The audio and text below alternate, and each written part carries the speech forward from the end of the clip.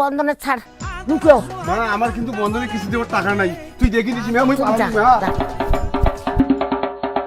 এই বুড়িমা, আপনার ছেলে কি বাড়িতে আছে? সকাল সকাল বালার দোকান ধরে আসলেন, বাড়িতে কেউ নাই, এখান থেকে যা ভাগাও, না তোর ৫,০০০ ডুবি দিন কিস্তি এখানে। আর ইউ কমেডি মি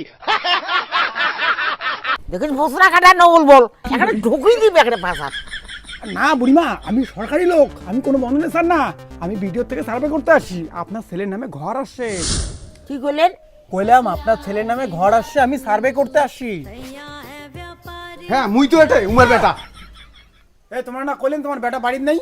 এই তো স্যার আমি আসি তো। সোসাইটিতে বেটার নামে ঘর আছে, দেখি ছাড়। আপনার বেটার নামে ঘর আসে, কিন্তু মিথ্যা কথা বলছেন আমাকে, তাই আপনার বেটার নামটা কেটে দিলাম। ছাড় কাটেন না, গরু মেনছি আমরা, গরু মেনছি। এতে লাভ নেই, ঘরের লিস্টে আপনার ছেলের নাম থাকবে না।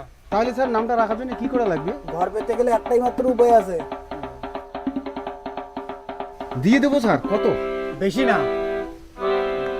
মাত্র ৩,৫০০ টাকা। ৩,৫০০ টাকা? ৩,৫০০ টাকা আমার কোসেই আছে।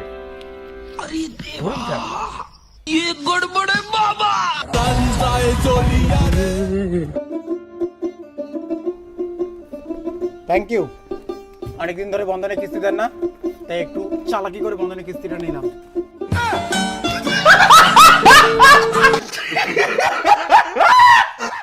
সুন্দরানি ঠকে দিয়ে চলেছেন তো, বউ তো গাজু পাতা বিয়েলায় টাকাটা সাথিয়ে দেওয়া খায়। এত বড় সাহস, আমার টাকা চোর করছিস? ওই ৭ দিন। ওয়াও,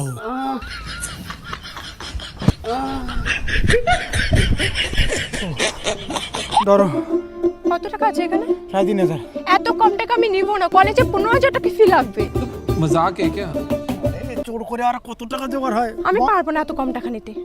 তুমি রাগ করো, আমি পুরো টাকাটা দেবো, আমাকে একটু সময় দাও। আমি বেকার ছেলে, আমি কি করে টাকা জোগাড় করতেছি তুমি জানো? আমি সরকারি ভাবে আলে নিচ্ছি, বন্ধনে ছাড়া আলে নিচ্ছি, আদৌ তো আমি কিছুই করি না। আমার কোনো বলার নেই, আমি বুঝে গেছি তুমি ভিখারি, তোমার সাথে আমি থাকতে পারবো না। এগুলা কি বলো তুমি? আমাকে সময় দাও। চুপ, ব্রেকআপ, আমি গেলাম। এই শোনো, একটা গিফট তো নিয়ে যাও। আরে মেয়েটার মুখে তো এসিড দিল। Hello, ambulance. বন্ধুরা কিছু হবে না। তুই কি করলি এটা? আরে আমি কিছু করি। কি করলি তুই? জানা তোকে ফাঁসিতে ঝোলাবো, একটা মেয়ের মুখে এসিড দেওয়া। শ্বাস শোনো, কোনো কথা শুনো তো। আরে ভাই, কি রে লবণ লবণ লাগে? ও আমার গার্লফ্রেন্ড, আজকে আমাকে ব্রেকআপ করতে চায়, আর ওর সাথে আমার কথা ছিল, যদি ও আমাকে ব্রেকআপ করে তাহলে ওর মুখে আমি মুইতা দিব।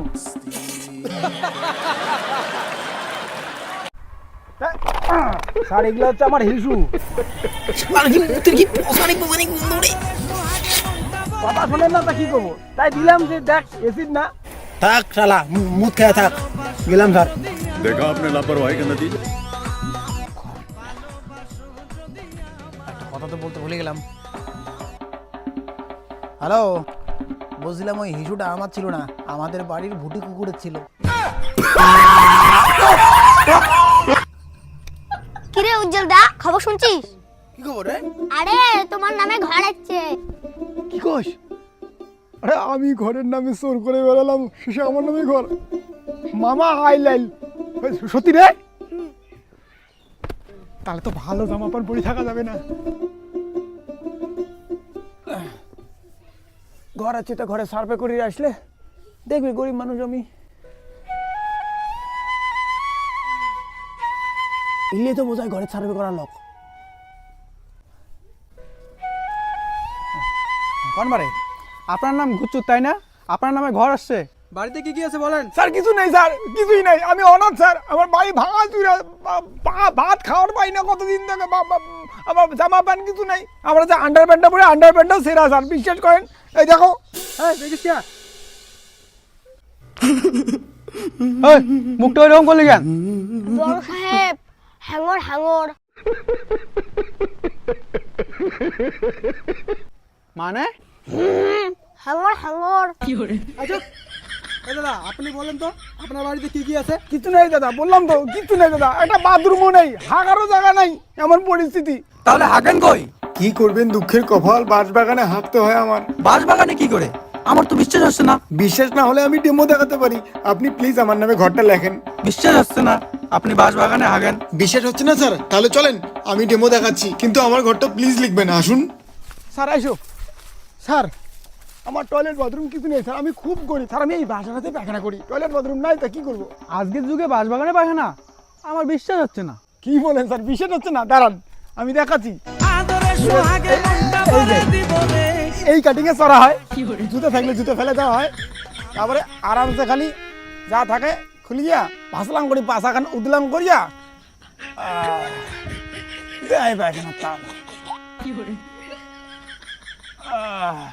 এরকম করে পায়খানাটা ক্লিয়ার হয়ে যায় স্যার, কোনো লোক টোক নেই দিতে হয়, বরং করে পায়খানা ক্লিয়ার হয়ে যাতা है, বরং করে পায়খানা ক্লিয়ার হয়ে যাতা है, বরং করে পায়খানা ক্লিয়ার হয়ে যাতা है।